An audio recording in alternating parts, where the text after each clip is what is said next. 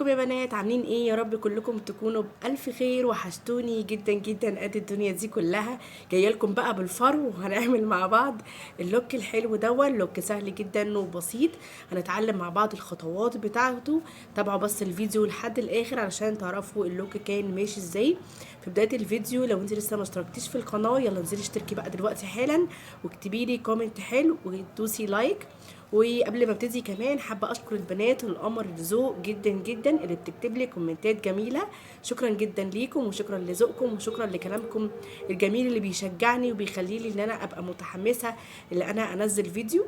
بحبكم قد الدنيا. يلا بقى بينا نبتدي الفيديو بتاعنا بتاع النهارده ونشوف اللوك القمر الشيك دون الشتوي قوي ده هيعمل ازاي. يلا. اول حاجه هنبتدي ان احنا نثبت الحاجب بتاعنا بالصابونه او بالواكس او باي حاجه انت بتثبتي بيها الحاجب، سواء صابونه جريسلين او الصابونه اللي هي بتبقى جاهزه في علبه صغيره زي اللي انا هستخدمها النهارده دي، او جل، زي ما تحبي خالص. هبتدي ان انا اثبت الحاجب على فوق. انا عايزه الحاجب يبقى الشعر بتاعه على فوق مش نايم. وبعد كده هجيب البودر ده بتاع ان يا بنات، مش بتاع ماركة غالية او حاجة هاي اند. سعره بسيط جدا ومناسب. بحب اللون البني اللي فيه بصراحة. ما استخدمتش اللون الاسود اللي فيه، حتى لو تلاحظوا انا مكسراه. مش فاكرة كنت مستخدماه في ايه فكسرته وعملته بودر. لكن اللون البني بتاعه انا بحب اوي اللون البني بتاعه. وفي كمان باليتس بيبقى فيها بني وجري، فحلو بصراحة انا بحبها. بس خدوا بالكم لان هي بتفرول، فابقوا نفضوا الفرشة كويس قوي عشان لو عملتيها وانت حاطه الفاونديشن ما تبهدلكيش الدنيا. فابقي نفضي الفرشه كويس قوي. هجيب الكونسيلر بتاعي درجه 227 درجه فاتحه شويه، وهبتدي بقى اللي انا انضف تحت الحاجب. انا رسمه الحاجب من قدام بالقلم بتاع شيجلام الفلوماستر. رسمه الشعره شعره كده من قدام، وابتدي اللي انا انضف الحاجب بتاعي كويس وبفرشه تكون صغيره. ابتدي اللي انا ادمج الكونسيلر لان هو بينشف بسرعه.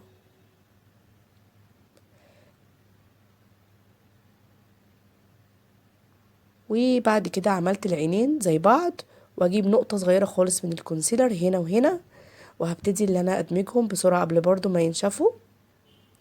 ونأسف على بشاعة المنظر، انا عارفة ان انا شكلي ما بيبقاش لطيف من غير ميك اب، بس معلش، مفيش حد بيبقى حلو يعني من غير ميك اب. كلنا بنبقى شكلنا طبيعي يعني. بعد كده هجيب الفرشة الصغيرة خالص دي، وهجيب اللون البني، مش الغامق، البني الفاتح شوية. وهبتدي اللي انا امشي على عظمة العين من جوه، رايح جاي رايح جاي لحد ما اللون معاه تموه خالص ويبقى ناعم، ما يبقاش خط كده وخلاص.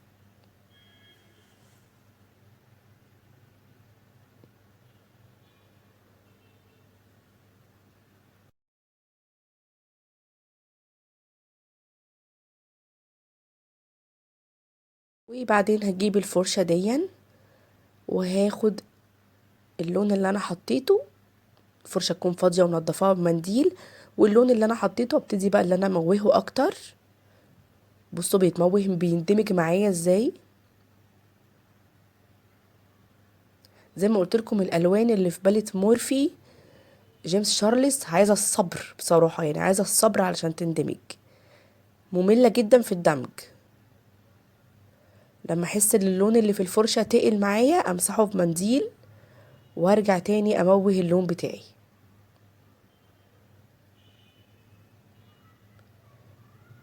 اعمل كمان العين التانية، وبنفس الفرشة اجيب اللون الاورنج دون، وهبتدي اللي انا ادمج الاطراف بتاعة اللون البني اللي انا حطيته، بحيث ان هو يكون متدرج للفاتح. ما تاخديش كمية كبيرة عشان اللون ما يعملش بقع فوق العين. خدي كمية صغيرة ونفضي الفرشة، ولما تعوزي تاني ابقي خدي من البلد. لكن ما تبهدليش الفرشة كلها من اللون علشان ما يعملش بقع فوق عينيكي. ما تنسيش ان انت حاطه كونسيلر وممكن اللون يثبت في الكونسيلر وما تعرفيش ان انت تدمجيه. مناخيري صعبه، مش عارفه مناخيري ليه طويله قوي. مش عارفه، انا بتنمر على نفسي. انا بحب اتنمر على نفسي قبل ما حد يتنمر عليا. بصوا يا بنات، ابتدي ان انا ادمج ادمج ادمج، اخد راحتي علشان اللون يبقى ناعم ومفرود. وبعد كده اجيب الفرشه الصغيره المضغوطه دي واجيب اللون الاسود اللي في الباليت، وهمشي على حرف اللون من جوه. انا هنا كنت باصه في المرايه، شويه ببص في المرايه اللي قدامي وشويه ببص في الموبايل، امشي على اللون اللي جوه.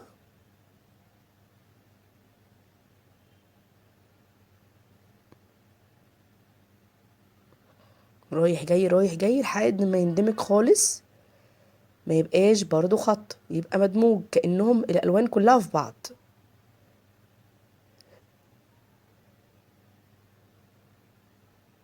هاخد راحتي خالص وما استعجلش لحد ما اللون الاقيه اتفرد معايا وبقى ناعم وشكله حلو. هرجع للفرشه بتاعتي تاني وابتدي بقى ان انا ادمج الاطراف بتاعه اللون الاسود واللون البني اللي انا حطيته في الاول خالص. زي ما قلت لكم انا عايزه الالوان كانها ميه واحده، كانه لون واحد وهو متدرج لوحده. هجيب بقى الكونسيلر بتاعي كميه قليله جدا جدا في الفرشه، وتكون الفرشه سنها رفيع قوي وسيليكون ومتحدده، وابتدي اللي انا انضف بقى الاطراف بتاعه الالوان اللي انا حطيتها دي. انا جبت المرايه دي عشان اشوف من على قرب احسن من المرايه الكبيره، بتبقى بعيده عني وانا عايزه حاجه قريبه مني عشان انا اظبط القطعه بتاعه الكونسيلر. وعلى مهلك خالص وما تتسرعيش في الخطوه دي عشان الخط يبقى على حرف الالوان، ما تقطعيش الالوان كلها. مش همشي لاخر العين، انا كده كده حاطه اصلا كونسيلر على الجفن كله. انا عايزه انضف بس الالوان اللي انا حطيتها، انضف الاطراف بتاعتها فقط.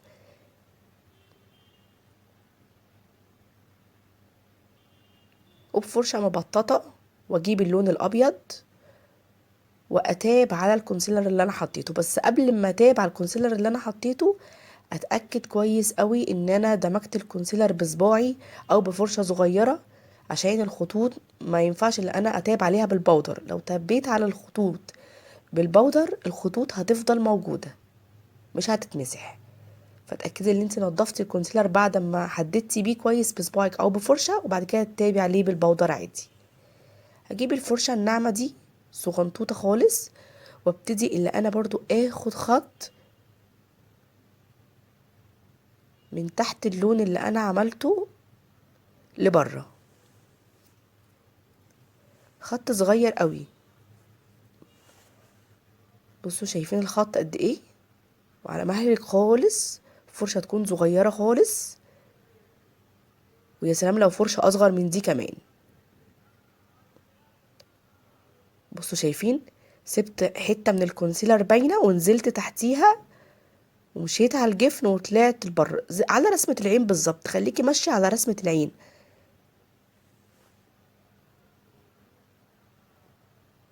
والفرشة دي اللي احنا استخدمناها ابتدي بقى انا اموه الخط بتاعي على خفيف.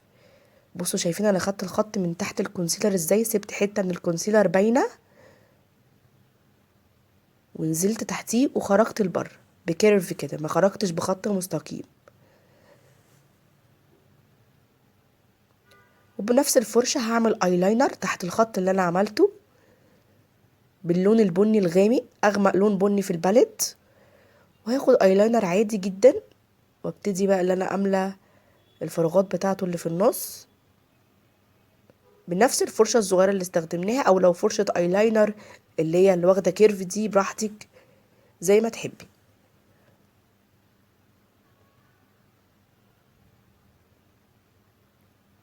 عملت الايلاينر تحت الخط البني اللي احنا عملناه، وسبت حته برضو من الكونسيلر باينه بحيث ان يبقى فيه فراغات بين كل خط والتاني.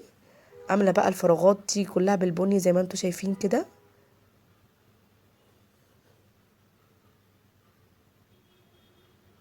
وبعد كده هجيب الفرشه بتاعتي الصغيره وانضف بقى الاطراف بتاعه اللون اللي انا حطيته اللي هو البني الغامق اللي انا عملته ايلاينر. افضل بقى انضف الاطراف لحد ما تنعم معايا خالص بحيث اللون يبقى من قدام ناعم ومن ورا تقيل. يعني من ورا من عند الوينج بتاع اللاينر يبقى تقيل، ومن جوه من عند الجفن خفيف. افضل انعم انعم في اللون لحد ما يبقى ناعم معايا خالص.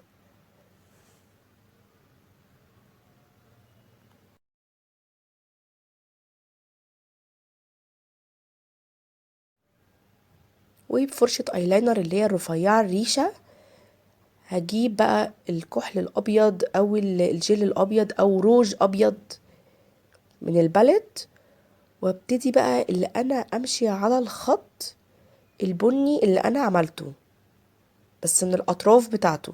يعني اجي من الطرف بتاع الخط البني اللي انا عملته وامشي عليه بالابيض، احدده على مهلك بقى خالص. ممكن تعمليها بكونسيلر ابيض اللي تحبيه.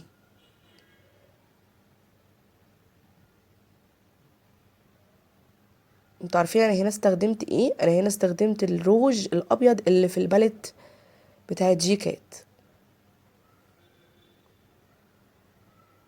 وبعد كده هحدد اللي تحت برضو. هنا بشاور لكم هنعمل ايه. ما كنتش عارفه اعمل فويس بصوتي لان كان في دوشه كبيره قوي في الشارع، فكنتوا هتتضايقوا. امشي برضو من تحت، احدد السحبه البني اللي انا عملتها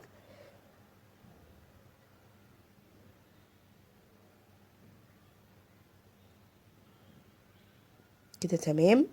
ابتدي بقى اللي انا امسح بشرتي بميك اب ريموفر عشان لو اي حاجه وقعت او اي حاجه من الشادو. ابتدي بقى اللي انا امسح وشي.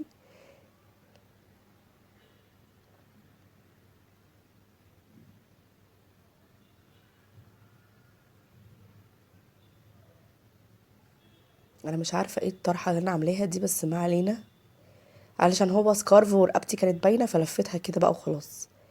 هجيب بقى الجل بتاع كيرولين حبيبي ده، في الشتاء حلو جدا جدا. في الشتاء البشرة الجافة بيبقى حلو قوي في الشتاء الجل ده. في الصيف بيخلي وشك سخن سخن سخن بصراحة، مش عارفة. تيجي بقى احط الجل على كل البشرة.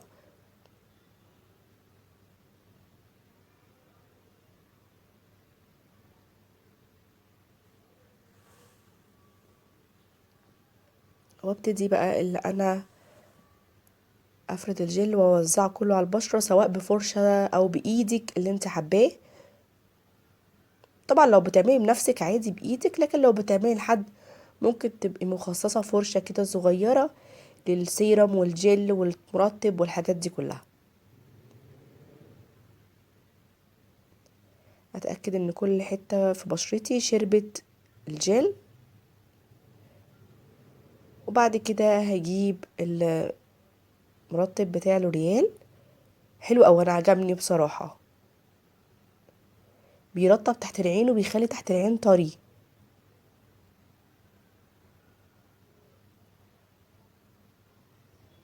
حلو قوي بصراحة، استخدمته على نفسي واستخدمته على موديل، بصراحة حلو قوي. ابتدي اللي انا اطبطب كده لحد ما يتشرب.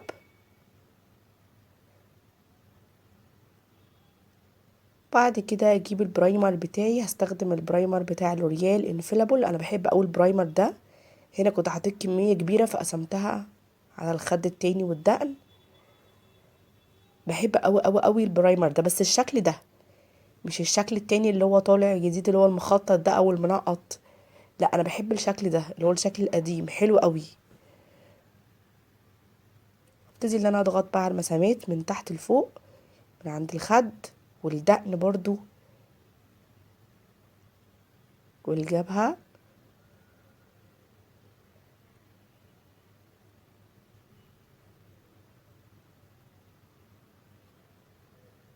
انا عشان بشرتي دهنية هتلاقوا عندي مسامات في الجبهة شوية وفي الخدود برضو.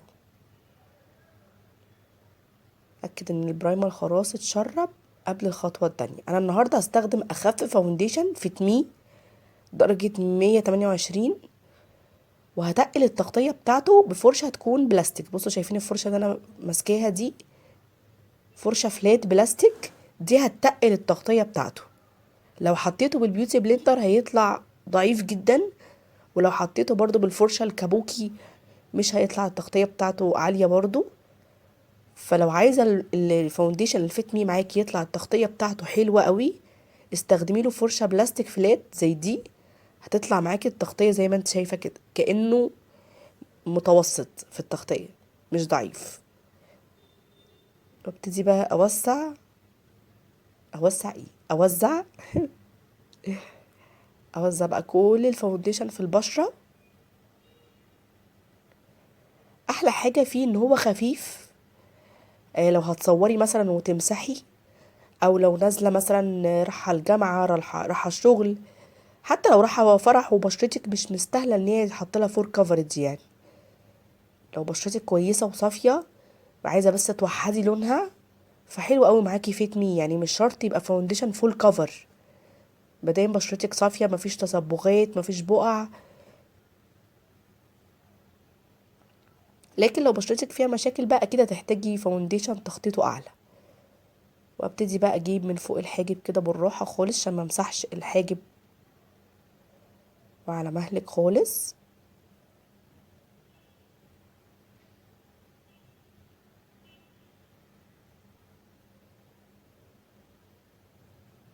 ساعة بنفرد في الفاونديشن، ساعة. وبعد كده اجيب البيوتي بلندر بتاعتي وابتدي اللي انا اشيل اي زيادات. شايفين البيوتي بلندر القمر دي؟ عايزه اقول لكم ان هي ارخص من بينك دوز بكتير جدا. انتوا عارفين اصلا البلندر دي بكام؟ البيوتي بلندر دي تقريبا ب10 جنيه.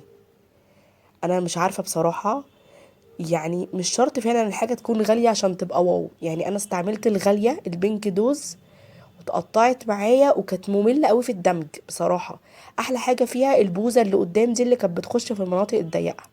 هنا كنت بوريكم ان انا مش مفتحه نفسي ولا حاجه. الاضاءه عندي يا تطلعني فاتحه يا تطلع الالوان مش عارفه، بس هي عامه الاضاءه عندي بتطلع الالوان افتح من الطبيعه. يعني فوق عيني الالوان مش كده، الالوان اغمق على فكره فوق العين، الرسمه بتاعت فوق العين الالوان اغمق وواضحه. في التصوير بقى مع اكيد بقى عيب تليفون كاميرا ما بتطلعش الالوان زي ما هي.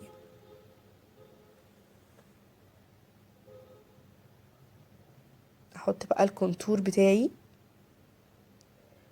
مش عايزه اعمل كونتور قوي، بس انا هعمل بس كونتور في الدقن شويه علشان اللي غليغه وشويه في الجبهه كالعاده والخدود، وبفرشه الكيرف بتاعتي وابتدي اللي انا اعمل لهم بلند.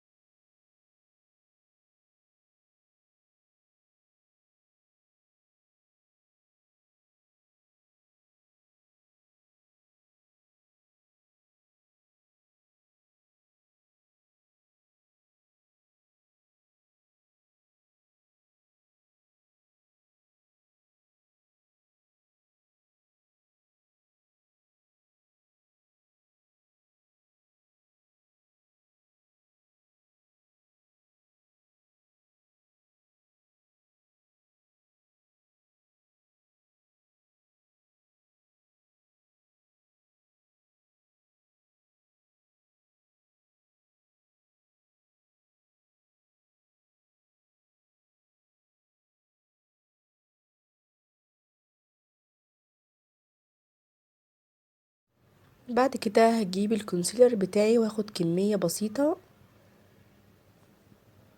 وبعد كده احطه تحت العين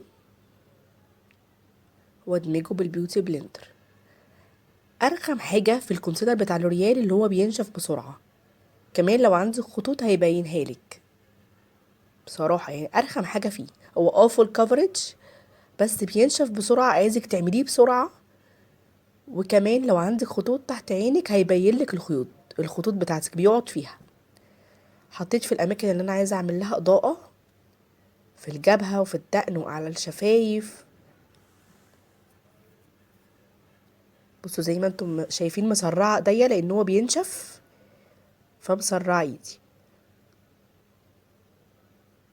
طبعا البيوتي بلندر انا بلاها ميه وعصراها كويس قوي في منديل، ما يبقاش فيها اي اثر للميه، هي بس تبقى مترطبه. وهنا كنت بنضف الانف. وبعد كده اجيب البلاشر بتاع شي جلام، دي لاف كيك تقريبا، هي لاف كيك. حلو يعني عجبني، بس مش ثابت، يعني بحسه بيطير. ما يعني عارفين بتاع مايت سينما برقبته بيقعد يعني فترة كبيرة. لكن بتاع شي جلام حلو خفيف يعني مش وحش، بس مش بيقعد يعني، بس ميزته ان هو خفيف. بصوا حتى في الدمج مش ممل، مش بيلزق كده في البشرة وتقعدي تدمجيه كتير.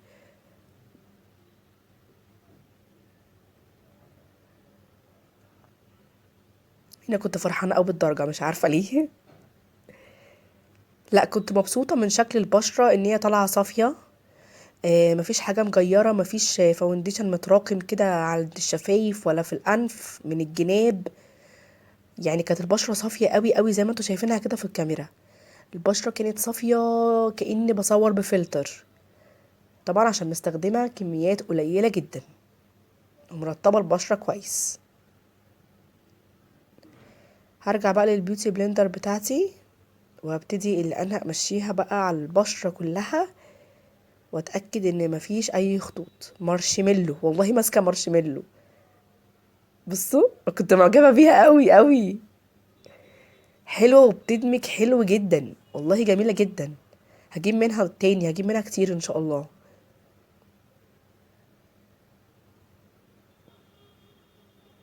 وبعد كده هستخدم اللوز باودر بتاع دارس، دي تاني مرة استخدمها. حلوة وناعمة جدا، بس طبعا ما تتقارنش بكيرولين يعني.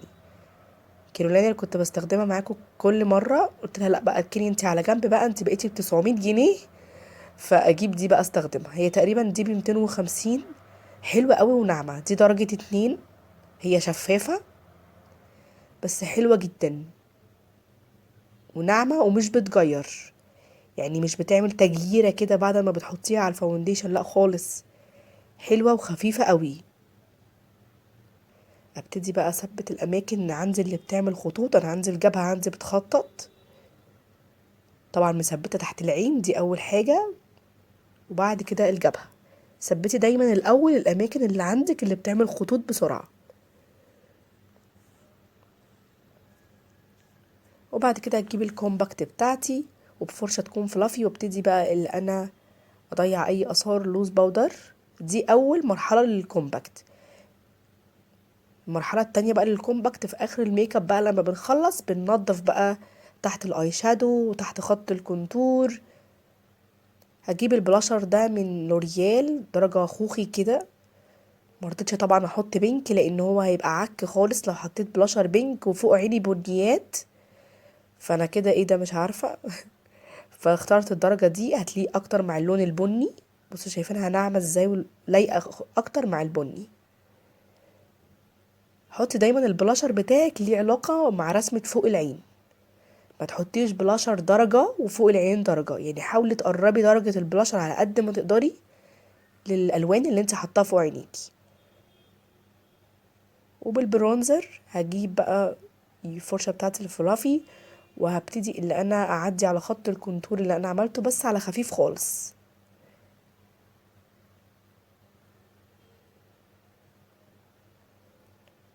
وبعد كده هحط الهايلايتر. انا الهايلايتر دون من تقريبا من لاجيرل، مش بتاع اوفرا، ده من لاجيرل. بحب الدرجة الجولد بتاعته دي قوي، قلت برضه احط هايلايتر جولد عشان يبقى لايق مع البني.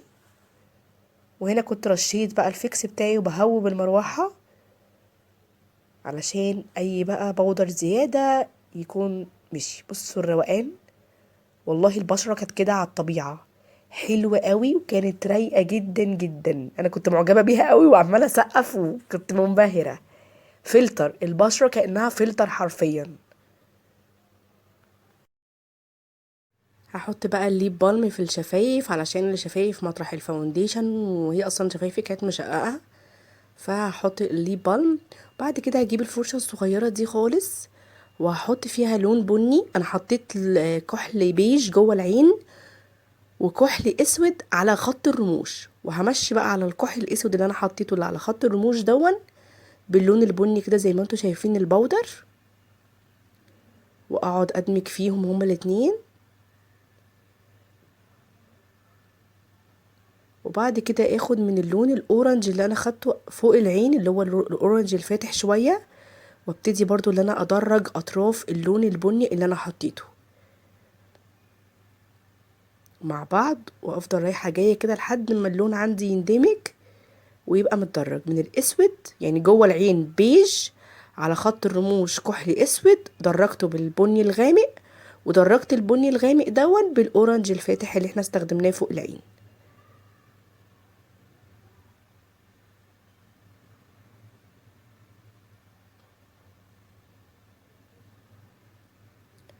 وبعد كده هحط من عند مدمع العين من تحت الايلاينر الجولد. بيبقى ايلاينر كده زي ما انتوا شايفين جليتر كده جولد، احطه من تحت المدمع بتاع العين بس، مش هكمله لاخر العين، لا هو تحت المدمع بس زي ما انتوا شايفين كده. هيديني انارة وهيبقى شكله حلو قوي. وطبعا رسمت مدمع من العين من قدام بالكحل بتاع انجلوت. هجيب بقى المسكرة دي بتاعت ايسنز، حلوة جدا يا بنات، ووتر بروف بطريقة بجد حلوة قوي، ووتر بروف جميلة. طبعا انتوا عارفين منها الاخضر، الاخضر مش ووتر بروف، لكن الزرقاء دي هي الووتر بروف، حلوة قوي قوي. بعد كده هحدد الشفايف بتاعتي باي لون بودر يكون عندي بني او بني على جري شوية. ابتدي اللي انا احدد بيه الشفايف. حددي الاول الشفايف بتاعتك بلون بودر بني او بني على جراي، وبعد كده هتاب عليه بقى وهمشي عليه بالقلم بتاع الشفايف البني الكريمي، وهطبطب بيهم كده على الشفايف لجوه عشان ما يبقاش خط كده زي بتاع زمان، لا همويه كده واخليه ناعم. وفي النص هحط الدرجه اللي انتوا شفتوها دي من شي جلام.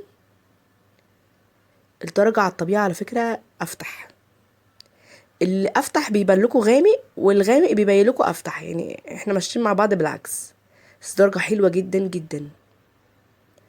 بعد كده هحدد بقى الشفايف بتاعتي. ليه حددنا بالبودر الاول قبل الكريمي، ما حددناش بالكريمي على طول، بحيث ان اللون ما يسرحش منك ويكبر لك الشفايف. فالبودر اللي انت عملتيه وحددتي بيه الشفايف عمل زي كنترول يعني. هنا كنت خلصت بقى الميك اب، بس شوفوا لي الجمال، شوفوا لي الحلاوة، كان حلو جدا جدا جدا اللوك. يا رب اللوك يكون عجبكم. تنسوش بقى تكتبوا لي كلمة حلوة وتشتركوا في القناة لو انتوا لسه ما اشتركتوش، وتحطوا لايك على اللوك الجميل ده بتاع النهاردة اللي يستاهل بجد. بحبكم قد الدنيا واشوفكم على خير.